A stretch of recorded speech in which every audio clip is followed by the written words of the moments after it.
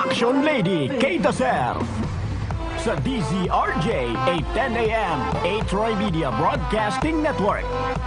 Kayo'y nakikinig sa DZRJ 8:10 AM TriMedia, ang himpilan ng bawat Pilipino. TriMedia, DZRJ, ang himpilan ng bawat Pilipino. Invest early in life and be a young entrepreneur.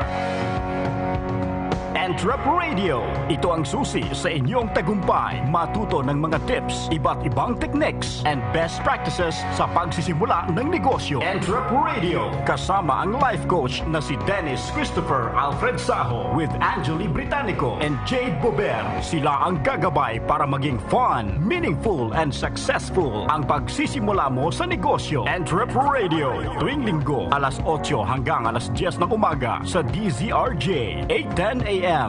TriMedia, ang himpilan ng bawat Pilipino.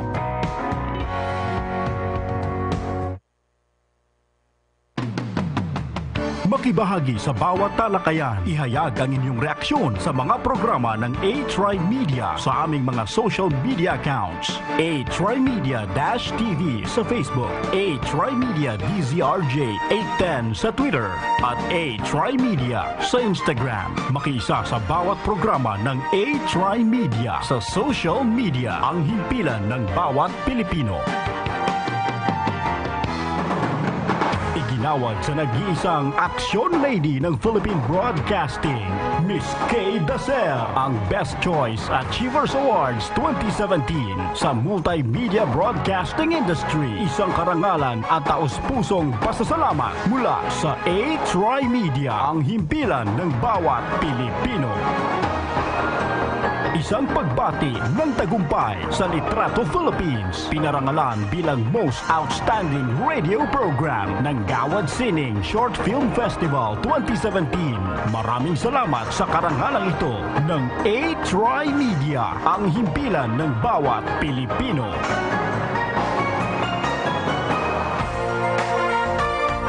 TriMedia, DZRJ, ang himpilan ng bawat Pilipino.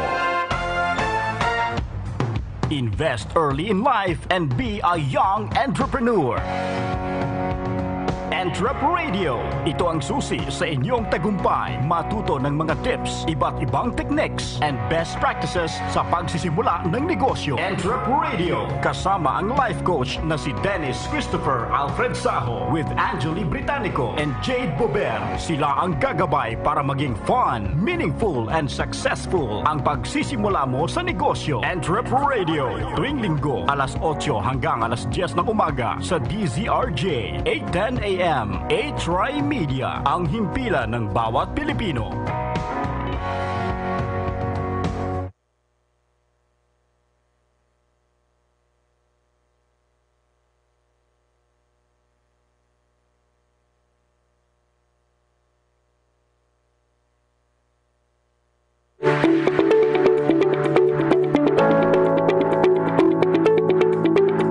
Luzon, Visayas, at Mindanao. Welcome to Entrep Radio, the voice of Filipino entrepreneurs. Isang mapagpala at masayang umaga sa lahat ng ating Entrep partners. Ang oras natin sa buong kapuluan, ganap ng alas 9:09 ng umaga, unang araw sa buwan ng Oktubre at unang linggo sa buwan ng Oktubre, October 1, 2017. Magsasama-sama naman tayo para sa isang oras ng information, inspiration, motivation, at empowerment para sa ating mga makabagong Filipino entrepreneurs. Dahil dito po sa Entrep Radio, may puso sa pagnenegosyo. Season 2 na! Season 2 na tayo! Siyempre po sa ngalan na nag-iisang voice master ng Pilipinas, ang aming minamahal na producer, our CEO on air and our mentor, Pocholo the Voice Master Gonzales, Ito po ang inyong Entrep partners. Ako po ang inyong Entrep partner, Disa ho. Ako po ang inyong Entrep Tito partner, Christine Buenaflor. Yes, laban ng partner. Laban, kahit may trangkasang pack, hindi naman masyado halata sa aking off-shoulder. Oo, paglaban mo yung off-shoulder mo na yan. We are powered by Creative Voices Productions, the voice of creativity. Pochology Academy and Youth Entrepreneurship Academy Philippines. And of course, we are airing over DZRJ 8:10 AM, 8 TriMedia, ang himpilan ng bawat Pilipino. And also watch us on Facebook Live at facebook.com, 8 TriMedia. And also to our YouTube channel with Instagram and Twitter at 8 TriMedia. Come on guys and follow us. Mga Entrep partners, sasabayan namin kayo sa inyong almusal at bubusugin namin kayo ng inspiration mula sa ating mga makabagong Filipino entrepreneurs. Uli, magandang umaga sa ating 8 TriMedia bosses, Miss Kay Dacer and Miss Iya Dacer. Magandang umaga. Again, congratulations for winning Best Choice Award for Broadcasting Network. Good morning po sa inyong lahat. Of course, Entrep Radio. We are also on live simulcast on DYME Masbate, 107.1 Power FM Puerto Princesa, Palawan, 97.1 WOW FM Rojas, Northern Palawan. We encourage you to interact with us through our text lines 0939-914-3988 or 412-0288 sa ating landline.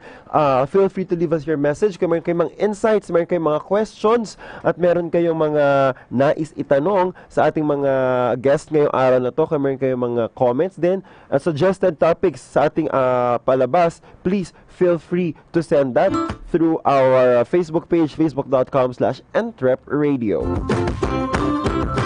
Okay, kamusta? Mabuti naman, partner. Lumalaban. Lumalaban is my hashtag for today. Yes, hashtag lumalaban. May ano pa tayo mamaya? May exciting event pa tayo mamaya sa World Trade Center. Pag-uusapan natin. Pag-uusapan natin yan mamaya. Okay? Di ko na papatagalin to kasi super, kaya claim ko na, super friend ko na to. She is the person behind the shirt I'm wearing right now. Ayan. Brown Roots Creatives. Ayan, no? This person is, nag-usap kami, after namin magkita, text kami, sabi ko, kulang yung oras, magkikita pa tayo ulit ito after. And definitely, she's here with us right now, this morning, a graduate of Fine Arts major in advertising from the University of Santo Tomas, a proud single mother of 2 kids. Na well-raised, no? Ang bait nung magkapatid na to. Although yung bunso pa yan na-meet ko, pero sa pictures pa sobrang saya nila. Okay? She is the founder and creative entrepreneur of Brown Roots Creative Trading and the business development manager of Brown Roots Co-working Space.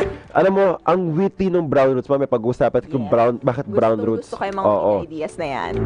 And she is a member of a great organization, a great group of women, which is Great Women Collective. Entrep partners to talk about creative entrepreneurship. Di ko napapatagalin. From Brown Roots, Ms. Celia Jacob. Good morning! Morning, Miss Celia. Morning. Ayan, Miss Cel, ibati ka muna sa ating mga listeners. Yes. Good morning sa listeners ng Entrep Radio. Ayan. Hello. So, Miss Celia, what is a creative entrepreneur? Ang init kagad ng unang tanong, no? Gusto ko yun para ma-establish natin sa mga listeners natin. Well, for me, ang creative entrepreneur is using your passion, parang banking on your skills to create a profit. Pero, in mind, laging iniisip mo yung purpose. Yung purpose ng, answering the question na, why am I doing this? Kumbaga parang for me kasi, before I was a regular entrepreneur na just doing it for the, syempre, extra income or to help my family. Pero ngayon kasi, I use my skills and my talents, tapos channel ko to have a bigger impact siguro sa community. So, I think that is a creative entrepreneurship for me. Oh, so you're investing into talents po, ma'am. Oo. So with that, tell us something, how did you started to become a creative entrepreneur, or what is the backstory of Brown Roots? Okay. I was even before, I was an entrepreneur na pagka-graduate ko from UST kasi fine arts nga yung background ko. So I was like doing several business na. Pero I decided to go outside the country and nag-work ako as an advertising executive sa isang agency doon. Tapos, after almost a decade, I realized na gusto ko palang bumalik ulit sa Pilipinas. I didn't have a good parang ending dun sa life na dream of ko outside the country. So, siguro parang nakakreate ako ng parang advocacy, siguro part of na parang sabihin na lang sa mga creatives, work at home moms, at saka mga people in my community na siguro magstay na lang tayo dito sa Pilipinas and hone our skills. Tapos, try natin na dito kumita kasama ng pamilya natin at ng mga anak natin. So, Brown Roots kasi started dahil I had a shirt business in the Middle East. It's Proud Noipi.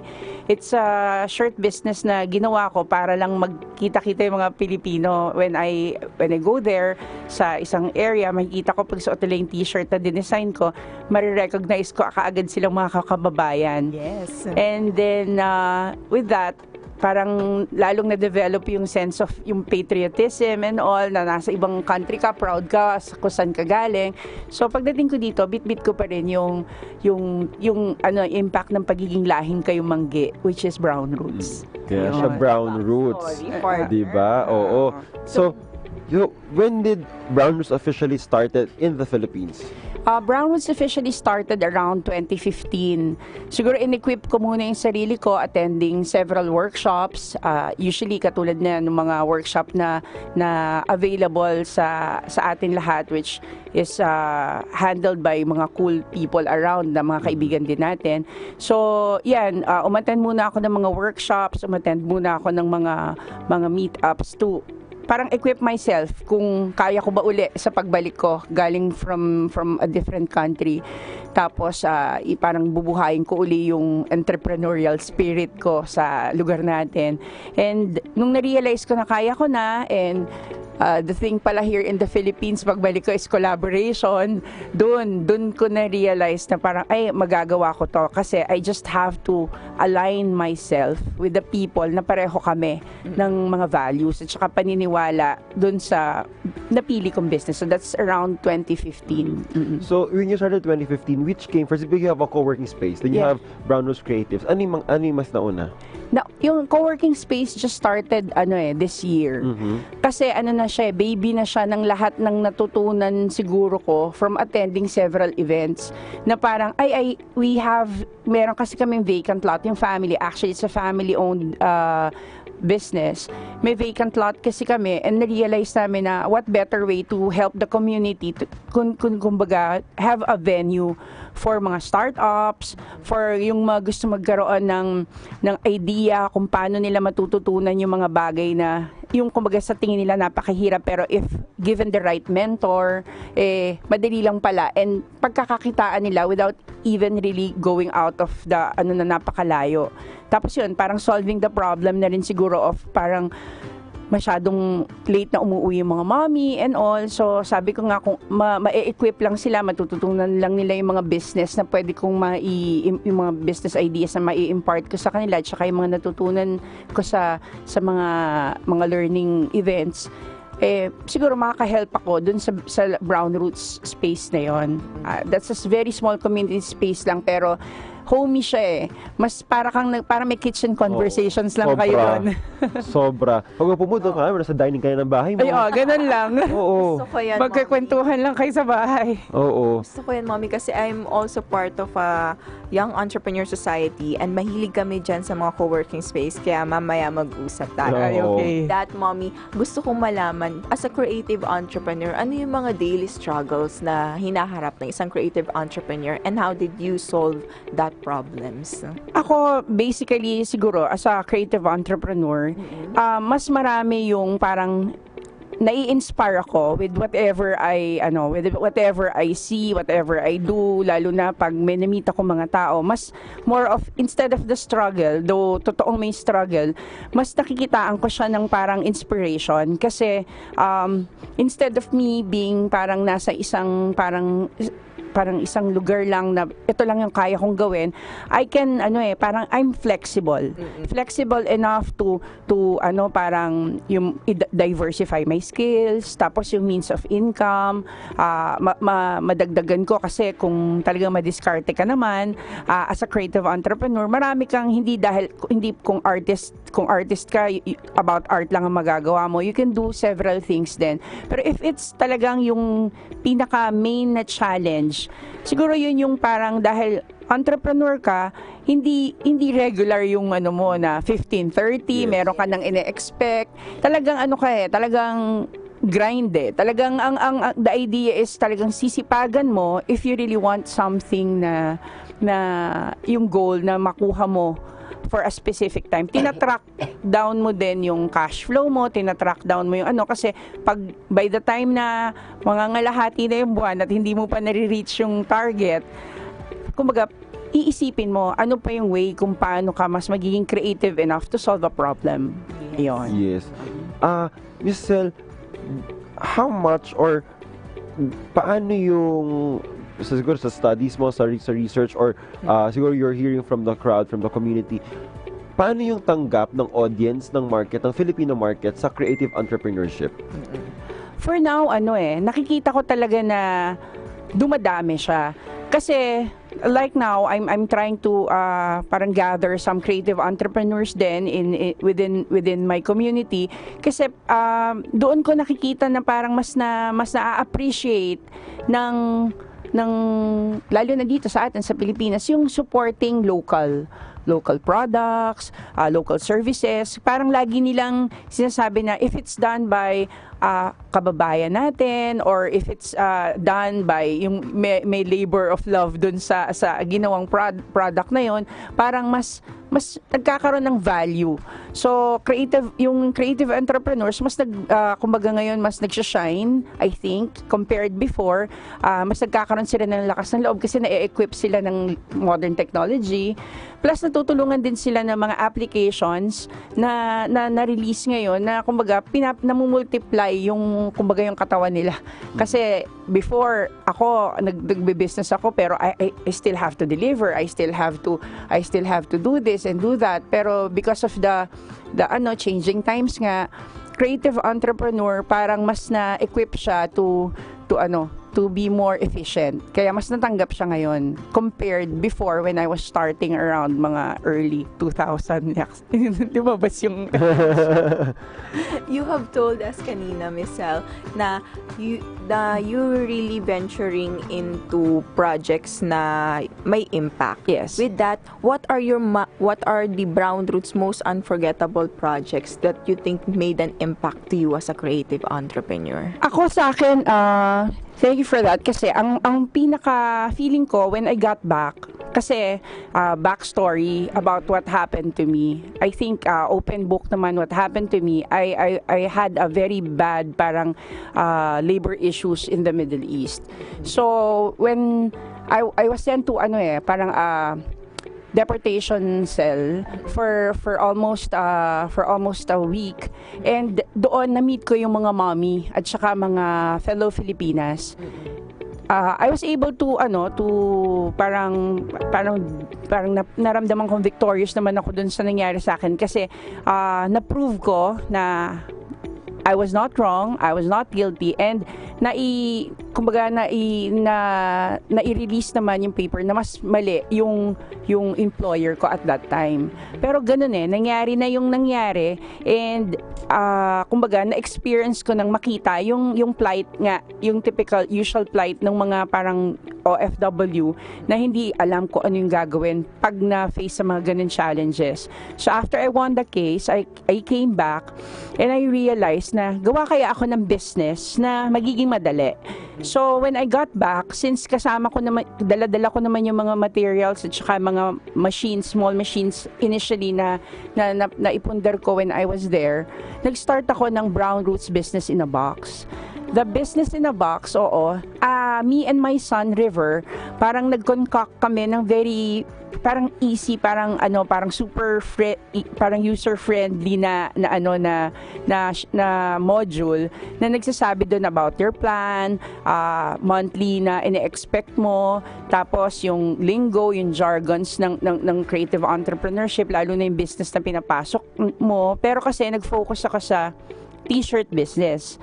So for a certain parang amount lang na bibilin mo yung box, the idea is makakapag-start ka na ng own brand mo of your shirt business, and kumbaga parang kahit nasa bahay ka or still you're working, meron kang parang pang side hustle mo. Yes. So yun yung naisip ko, kasi I was able to parang talk to some of the women na bumili nga sa amin at that time ng boxes, at sinasabing, alam mo, tawid yun na. Kasi when I go out and there's an activity or there's a team building or there's a school event, tapos alam nila kasi alam nila yung mommy na bumili is the go-to person for the shirts, nakakadagdag yun ng kita para sa kanya. And that made me happy. Kasi parang, kumbaga parang nakaka-feel siya ng sense of dignity eh. Yes. Na pinagkitaan ko to, hindi ko hiniram yung pera. Kumbaga parang pinaghirapan ko to, creative skills ko ginamit ko, pero hindi nila kailangan bumili at that time ng kumbaga ng bulk machines at saka inventory, kasi kami yung production house nila. Yun. With all that experiences, Miss Sel, what do you think is the top 3 skills that every creative entrepreneur must possess? Oo, kasi baka si iba iisip, kailangan ba sobrang creative ko? Kailangan ba sobrang artsy ko? Kailangan ba ganito? What does it take to be a creative entrepreneur? For me, ang unang-una talaga is kailangan kang yung maging learner at heart. Malaking bagay talaga yung gusto mong laging natututo. Parang hindi ka napapagod. Hindi yung tipong classroom type of learning Tipong basta if you're inside the room or if you're in a workshop, hindi ka matatapos dun sa point na nakinig ka lang sa speaker or whatever. You have to parang be observant enough, at saka talagang lahat ng sinasabi nila, if you can parang have a takeaway out of it na may meaning. Hindi yung kumbaga parang inintindi mo lang siya pero bukas hindi mo na siya alam. So you should find opportunity on those mga learning events. Tapos siguro lakas ng loob. Kasi hindi naman kailangan kang artistic kung malakas ang loob mo. I'm a risk taker. Siguro part 'yon sa pagiging entrepreneur ko. Even before I started a bookshop, I started parang internet cafe before, nagkaroon ako ng resto. Kumbaga parang naisip ko at an early age, hindi nakakatakot magkamali at that time. Kasi parang ang dami mong pwedeng matutunan out of pagkakamali, na parang yun yung tuition fee mo tuition fee mo sa pag-aaral, na hands-on talaga, nalaman mo the next business, na ito pala sa logistics pala ako nagka-problema, the next business, kailangan ko pala a bit more of marketing skills here. So at the end of the day, parang ang tingin ko is dapat kumbaga malakas ang loob mo na pasukin yung mga bagay na alam mong kaya mong panindigan. And that's something na parang sa mga tao ngayon, mga entrepreneur, pag nararamdaman nila na parang gusto ko na to, go for it na. Parang wala kasing time I think walang right time. It will always be parang yung time na pag passionate ka na at alam mong wala pa naman sa market, nakaka-find ka ng unique angle for your business, do it na. Kasi like ko sinasabi, and the moment just passes you by. Parang ganun. Ang dami nating naiisip pero hindi natin sinisimulan kasi parang hindi pa perfect, hindi pa tama. Ako, I feel, magiging tama lang yan at maiintindihan mo lang yung idea kung perfect na yun kung trinay mo. Kung inaksyonan mo. Kung inaksyonan mo. Kasi if hindi mo siya inaksyonan, hindi mo talaga malalaman. Kasi iba-iba yun And the third siguro, as a creative entrepreneur, dapat talaga may puso ka. for doing something, you always have to go back to the question na, why am I doing what I am doing right now? Kasi ako, I would always want to think na parang gusto ko maging proud sa akin yung mga anak ko. So, kung halimbawa ganun yung iniisip ko, I will always think of something na parang makakatulong sa generation na abuti nila.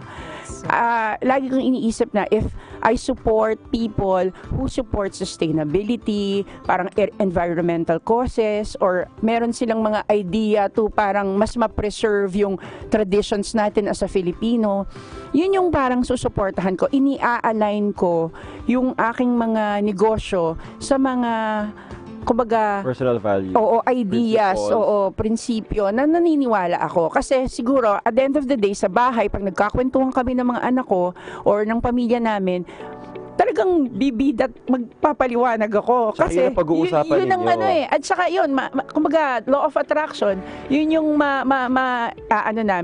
mararamdaman namin every time na parang, we have to help the community.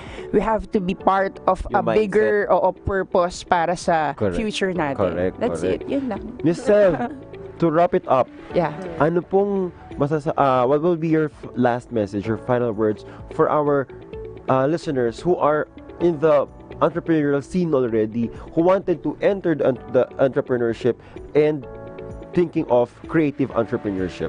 Okay. Ako sa akin, very clear. I have siguro 3. First is collaborate with people you can learn from. That's very important to me. Kasi if I collaborate with people na alam ko will develop my skills at saka mas matutulungan ako to have parang better connection siguro or better parang output sa business ko at mabibigyan niya ako ng good parang resources. Yun, collaborate with people you can learn from. Tapos isa pa is lagi nating isipin na andito tayo to help each other. So we should lift each other up.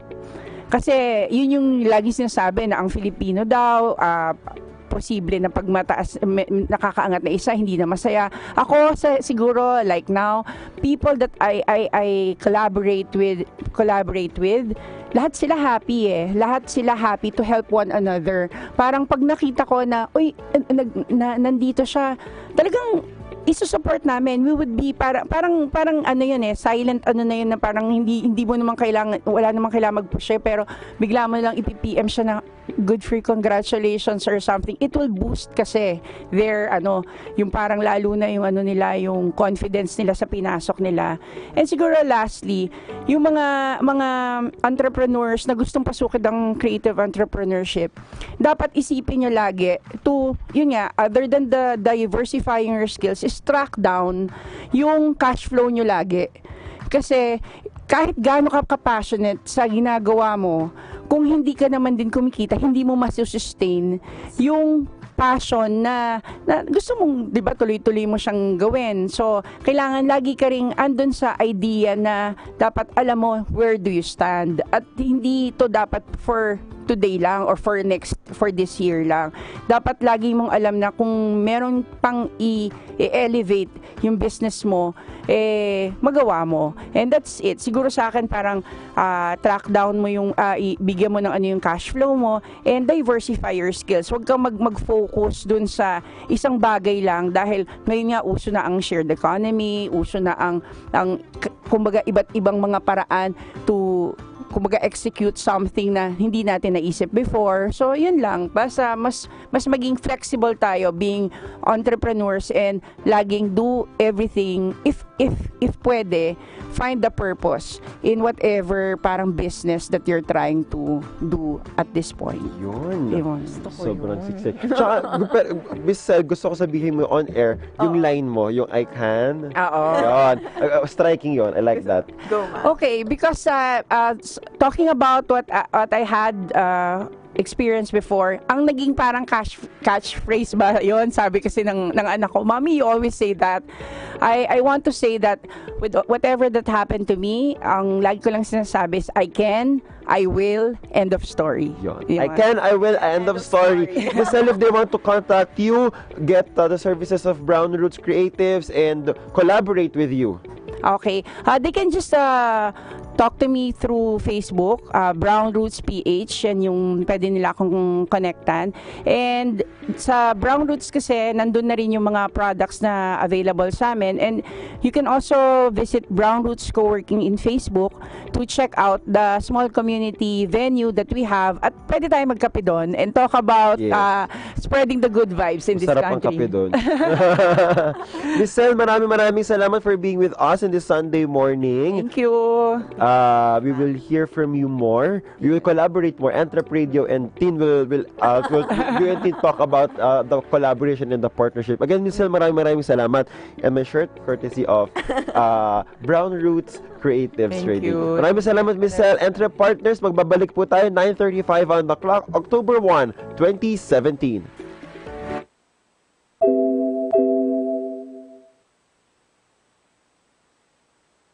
TriMedia, DZRJ, 8:10 AM, ang himpilan ng bawat Pilipino.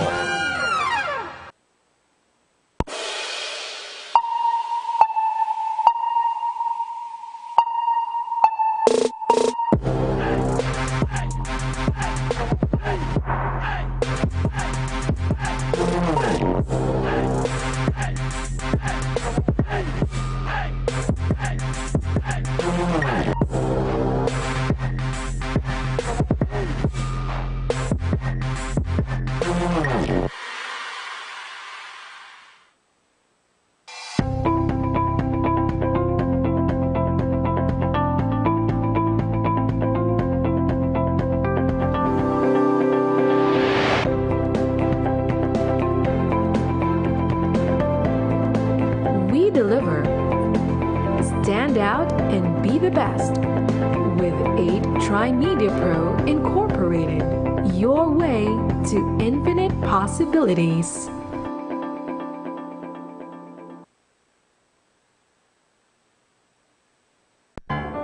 Uy, si Miss. Unang tingin pa lang, puti na. Kinis pa. Nag-Myra Vita White Hand and Body Lotion kasi. May vitamin E beads and natural plant extracts that help nourish skin deep inside for a healthy white glow. Puti at kinis, Ay! hanggang malapitan. Yala na. Healthy white glow sa Myra Vita White Lotion. Yan ang alagang holistic by Myra. Trusted quality healthcare. Unilab yan. Alamin ang inyong kapalaran. Ano nga ba ang swerte at hindi?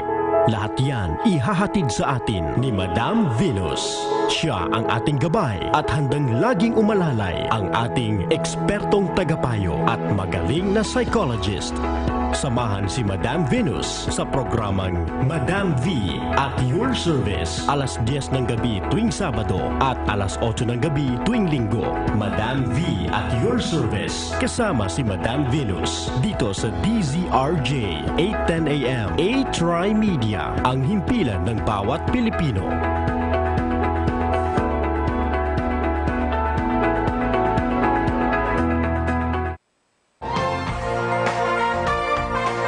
TriMedia, DZRJ, ang himpilan ng bawat Pilipino.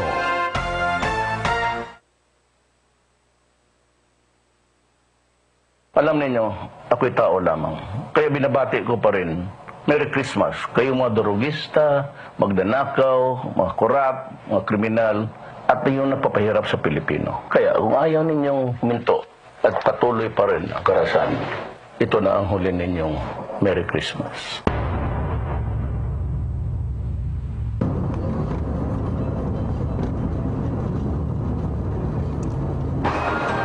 Isang pagbati ng tagumpay sa Litrato Philippines. Pinarangalan bilang Most Outstanding Radio Program ng Gawad Sining Short Film Festival 2017.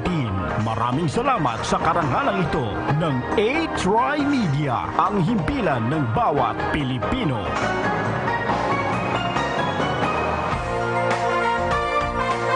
TriMedia, DZRJ, ang himpilan ng bawat Pilipino.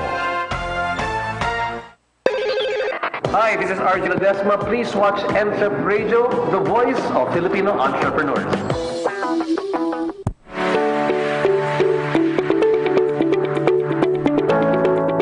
And now we're back on Entrep Radio, the voice of Filipino entrepreneurs. 9:39 on the clock, October 1, 2017.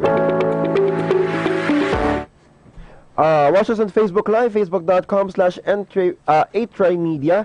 Let me repeat that. Facebook.com/8TriMedia. YouTube channel, Instagram and Twitter at 8TriMedia. Also on live simulcast on DYME Masbate, 107.1 Power FM Puerto Princesa, Palawan, and 97.1 WOW FM Rojas, Northern Palawan. So mga ka-Entrep partners, you can continue sending us messages through 0939-914-3988 or call us at 4120288 or our Facebook page, facebook.com/Entrep Radio. Okay, so yun. So, kasama natin ang ating Angel ng Bayan, Hello, Angel Britannico. Good morning mga ka-Entrep partners. Yan. Okay, Entrep partners, since starting na season 2, we have been talking about entrepreneurs. We've been talking about yung mga nagsisimula, mga start-up, yung mga micro, small, medium enterprises natin, yung mga Entrep partners natin na ganyan. So ngayon, pag-uusapan natin naman, siguro it's but fitting to talk about a law, no? That revolves around this micro business enterprises. So, kasama natin ngayon is a former junior associate of Chavez Miranda Asioche Law Office, a graduate of Bachelor's of Law 2010 from University of San Carlos, and was a past president of papalit ka pa lang. Current president of the Junior Chamber International, or JCI Makati. Entrep partners, a promising young trial lawyer. Yes. Ladies and gentlemen from JCI Makati, Attorney Kenneth Tew. Good morning, Ken. I love the young. Yes. Siyempre. Yun lang narinig ko eh. Tayo ito young. Young at heart, young at age, lahat young. Young ones. Good morning. Good morning. Entrep partners. Angel and Dennis, good morning. Good morning. Thank you for having me here. And thank you for joining us on a Sunday morning. It's a pleasure. May kasama yung cheering squad doon sa gilid-gilid. Anyone you'd like to greet? Ko. Yan. Marian, hi. Yes. Okay. Pag-uusapan natin ngayon, Entrep partners, isang batas na umiikot, no? At pinag-uusapan o susuporta. Of course, we are talking about the Youth Entrepreneurship Act, yung pinaka-core ng Youth Entrepreneurship Academy Philippines at ng Entrep Radio. Pag-usapan natin ngayon yung isang batas na sumusuporta sa mga maliliit nating mga negosyante, no? Ito yung Barangay Micro Business Enterprises or BMBEs Act of 2002. Sige nga, Ken, Attorney Ken, can you share to us what is BMBE Act of 2002 all about? Okay, right. Dennis, let's get into it, right? Yes. Okay. So BMBE, or the Barangay Micro Business Enterprise Act of 2002, wants to encourage our business owners or those who want to get into business to, well, number one, register their businesses, all right, so that they could get support from the government. And they do this by incentivizing our entrepreneurs. Once they register and they qualify as a barangay micro business enterprise, they actually get incentives such as they get exemption from income taxes. And it is such a big help for our micro enterprises. As well as when they get employees, once they start scaling or growing bigger, exempted din sila sa compliance with the minimum wage law. So, what qualifies an entrepreneur for the BMBE? All right, good question. So, anybody who is into processing, production, or manufacturing of goods, commodities, even trading, also providing services, as long as your assets does not exceed 3 million, excluding the land where your business is, you're qualified or you're defined as a barangay micro business enterprise. Just a quick follow-up to that, because there are lots of digital empires right now Yes, in the I was making, about to ask that, especially yes. since we have a lot of freelancers, for example, Mga online who started businesses. out as freelancers and who are now hiring their own team, making a business out of other freelancers, with and other freelancers. So, kasama ba dito yung mga digital businesses, Yes, online businesses? Yeah, mga online businesses na wala naman sila physical space, but they're Right. operating online. Yung mga retail, But they also food. have assets. Yes, they Syempre, have their assets. gadgets. Yes. They also hire people. Ganyan. Yes. Can they also apply for this? Under the law, yes. Under this definition, as long as in digital marketing or those kinds of services, as long as their assets does not Okay. exceed 3 million pesos, then they are covered. But we have to That's be great. careful because, for example, you are a franchisee naman of a chain, for example, then you cannot avail of this. Ang pupwede lang dito is the mother company. Alright, so if you are part of a big industry such as, kunyari, say other mga french fries stands, hot dog stands, if it's part of a franchise, alright, and you're a franchisee, then you are not covered by this law. Okay. Alright? Ang pupwedeng makover nito, as long as hindi rin sila mag-exceed ng 3 million assets, is yung franchisor. Oo, Right, correct. right. Yes. Interesting. Good to know then who's not covered. Oo. Para clear. Who else are not covered? Well, from the definition, Right. it's really inclusive. That's what they really wanted to do here. So they just qualified it in terms of the assets. Yes. Right. Quantifying the assets, no? I Yes. like that. Kesa yung by business type. Because that's gonna be so much harder. Oh. Yes, for yes, everyone, exactly. diba? Mas mahirap maging stringent, mas mahirap maging specific. Ito yung criteria. At least ito, malinaw siya na basta below 3 million ang assets mo, Yes. excluding the land where your business is operating, yes. situated, you are entitled for the BMBE Act of 2002. Right. Ken, what else are the benefits of kasi syempre yung iba dyan, like what Angel is saying kanina, no, online lang naman ako, small time lang naman ako, ayaw ko na mag-register. But let's lay down on the table what are the benefits that these entrepreneurs will get from registering or availing of the BMBE. Alright, let me lay down the premise. Kasi what your question is very relevant as to why there is actually a new law, Right. yung Negosyo Act. Go Negosyo Act, alright? This is So, RA. RA 10644. Okay. So this has been passed into law back in 2015. So Best just like partner. you said, Yes. Dennis, itong yung mga sinasabi mong online lang naman ako, this is one of the big challenges that our lawmakers acknowledged. And this is preventing our entrepreneurs from registering. So the challenge really is the mindsetting of our entrepreneurs from making their business a mere livelihood or just enough for their sustenance and for their family to scaling it into something that is actually very profitable. So, and they're motivating our entrepreneurs to scale it bigger by giving them all the support that they need. So we're talking about regarding registration, all right?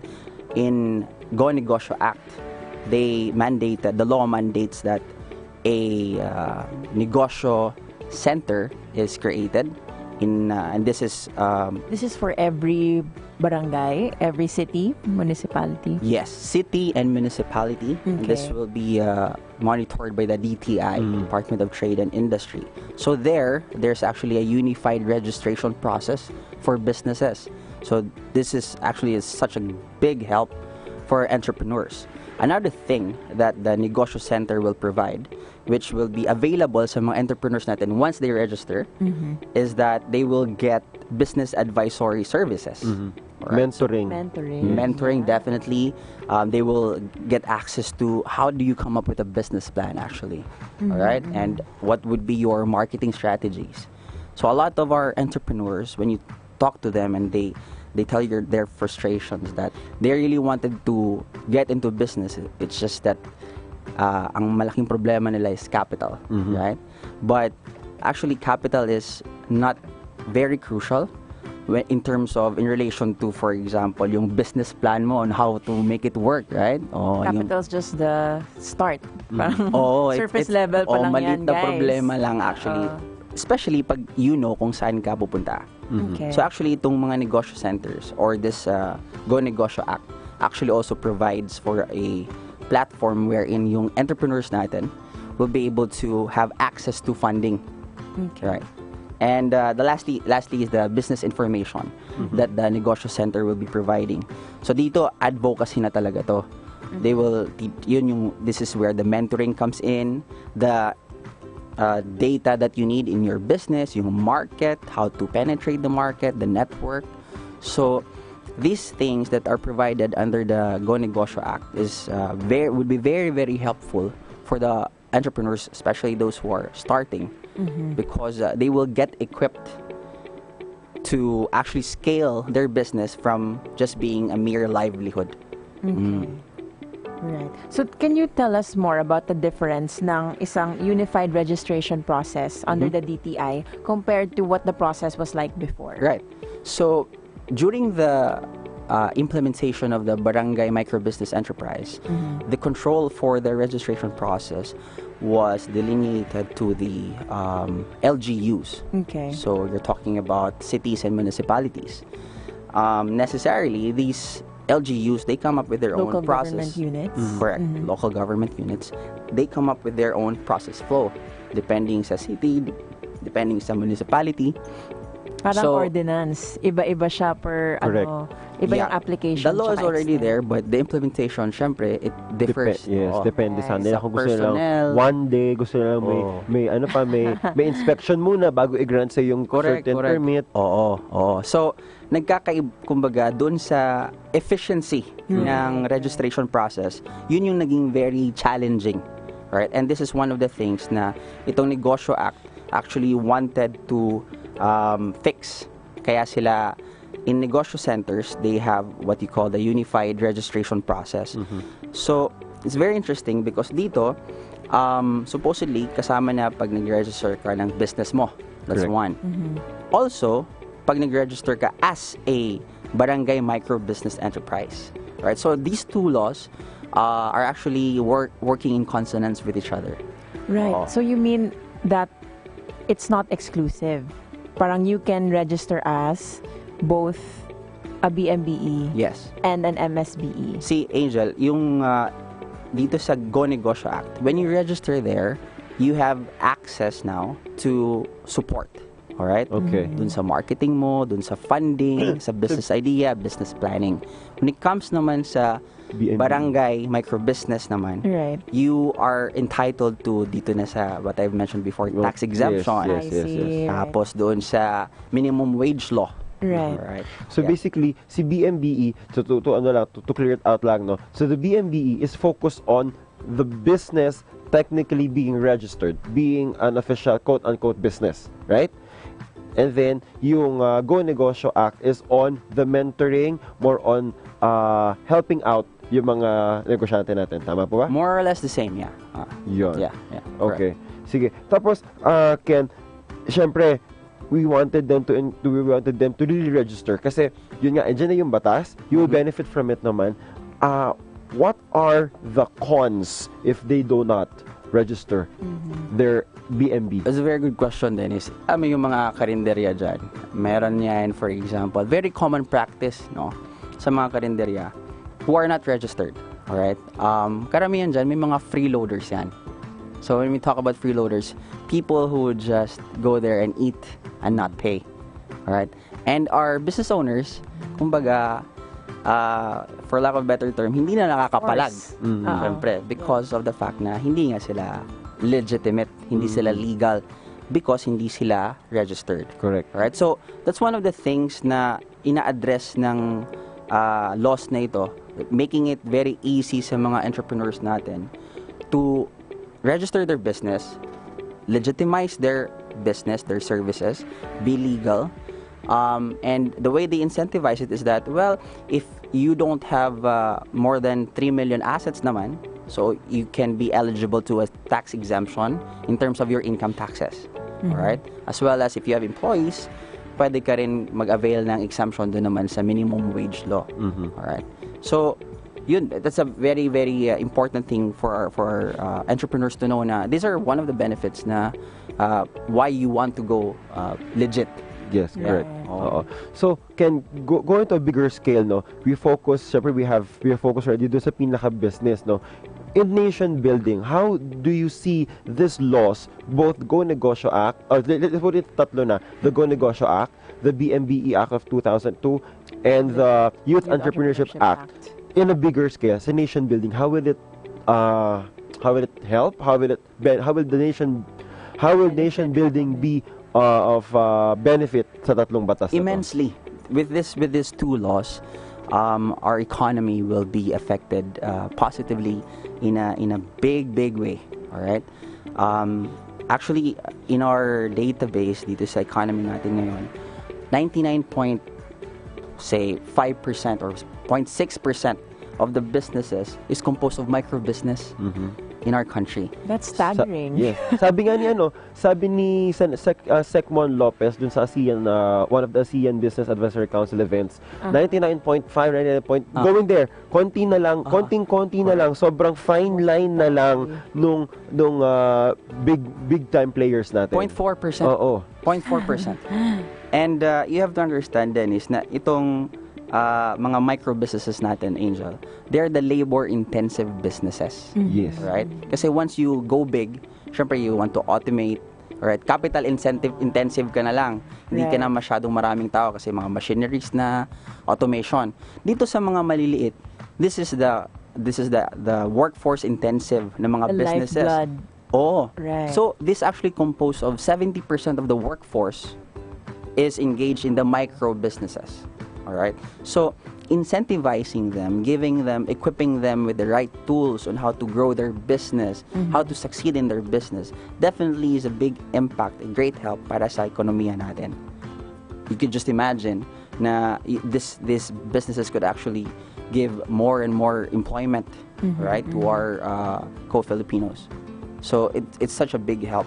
So kasi ang main focus dito sa Go Negosyo Act really is you go legit because we have the services. We have the tools for you. We will give you access to these tools, to the network in the market, in your specific business. Services ba yan? Goods ba yan? Right? We'll give you better suppliers, right? Yung chain, ano yung mga yung logistical problem mo. And they're trying to build a community, and I think they're doing a very good job with this law.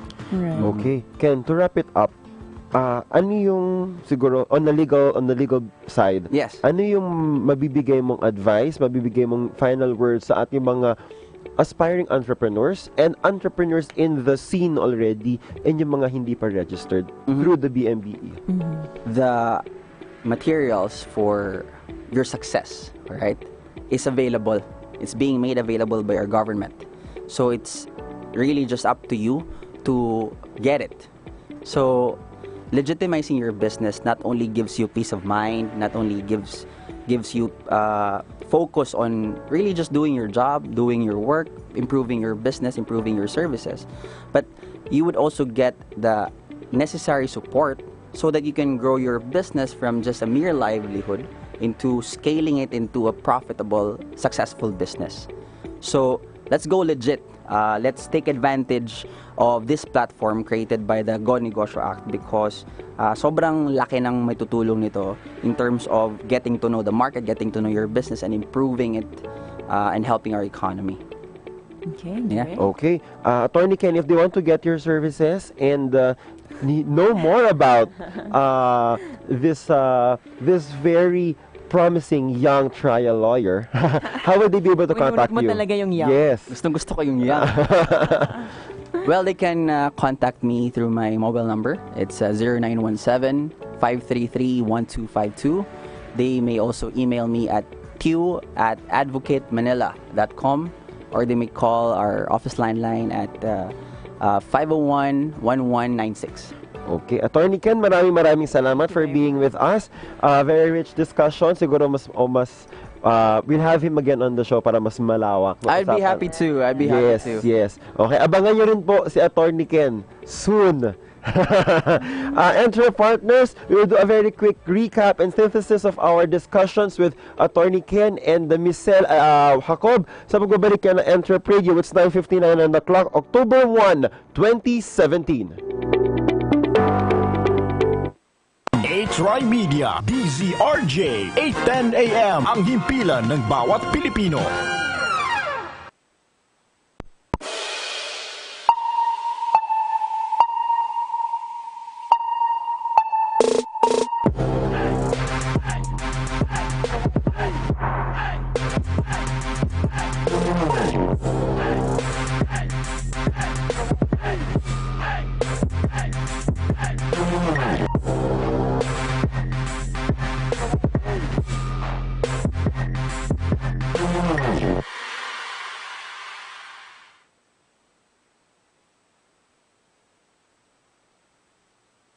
Gusto mo ba ng kakaibang healthy white glow? Yan ang power ng vitamin E sa skin. From Myra Vita White Facial Wash.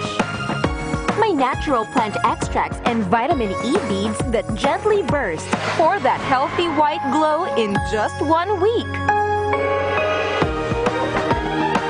Fresh, mag-Myra Vita White Facial Wash. Yan ang alagang holistic. Trusted quality healthcare. Unilab yan.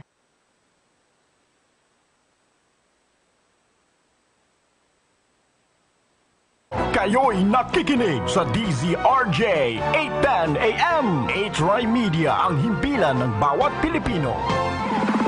Action Lady Kay Dazer sa DZRJ 8:10 AM. TriMedia Broadcasting Network. TriMedia, DZRJ, ang himpilan ng bawat Pilipino. TriMedia, DZRJ, ang himpilan ng bawat Pilipino. TriMedia, DZRJ, ang himpilan ng bawat Pilipino. TriMedia, DZRJ, ang himpilan ng bawat Pilipino. Hi, this is Arjun Ledesma. Please watch Entrep Radio, the voice of Filipino entrepreneurs.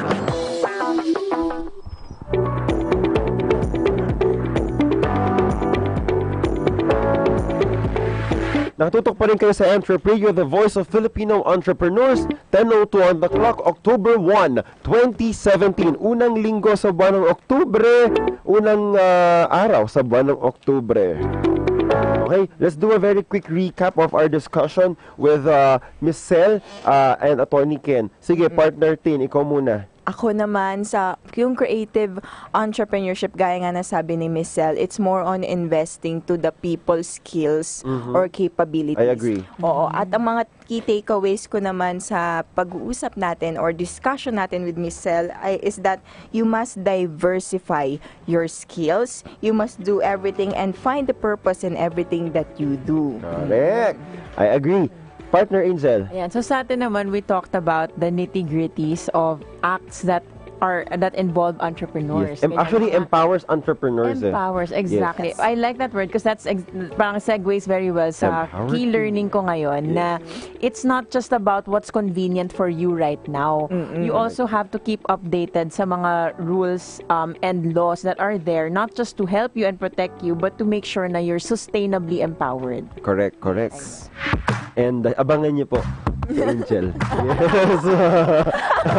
Attorney Angel. Yes. Okay, ako naman. Oo, ako very simple, very quick. It will always go back to the 21st century skill of collaboration. No? Collaboration in both ways kay Miss Sel and kay Attorney Ken, no? Collaboration kay Miss Sel kasi yun nga very important yung collaboration. If you really want to be a successful entrepreneur, you have to collaborate with other people, no? And Miss Sel is a very good person to collaborate with, no? She's very open to ideas, and kaya if you want to know more about Miss Sel, please go to Brown Roots Creatives, Brown Roots PH to know more about the Brown Roots movement. Yes. Okay, Brown Roots movement. Kay Attorney Ken naman, ako siguro yung collaboration in terms of the government. andyan, sabi nga ni Atty. Kan kanina, andyan na yung tools, andyan na yung material. It's just a matter of how we take it.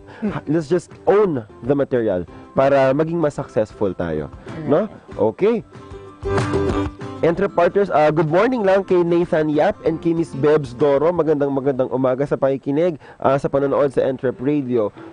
Again, please feel free to continue sending us your messages dito sa Entrep Radio through facebook.com/8trimedia at patuloy po kayo mag-message through 0939-914-3988 and 4120288 and sa aming Facebook page, facebook.com/Entrep Radio.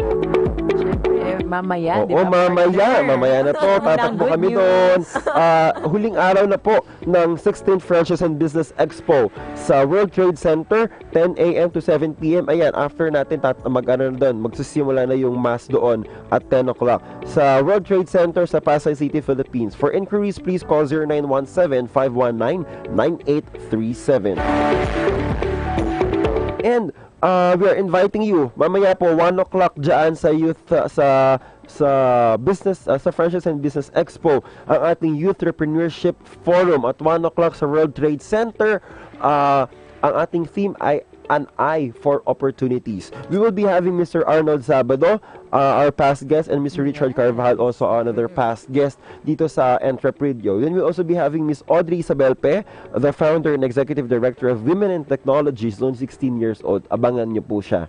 Mr. Prim Paipon, the Filipino Dream Engineer from Dream Project PH, and Mr. Paul Andrew Tan of GQ West, or the owner of Aquabest. The forum will be moderated by yours truly and Miss Amray Dizon, our accidental entrepreneur.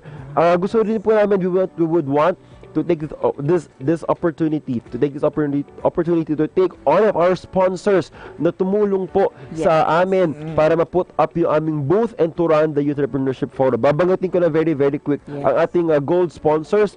We have Brown Roots Creatives and Alphax Printing Services, and our bronze sponsors, we have Send shipping services, we have Belam Essentials, we also have Saldana Food Company, Charming Candy, Underground Market, CTG Prints, Lyco Fashion Shop, and also Eric Toons, Aquino, maraming salamat.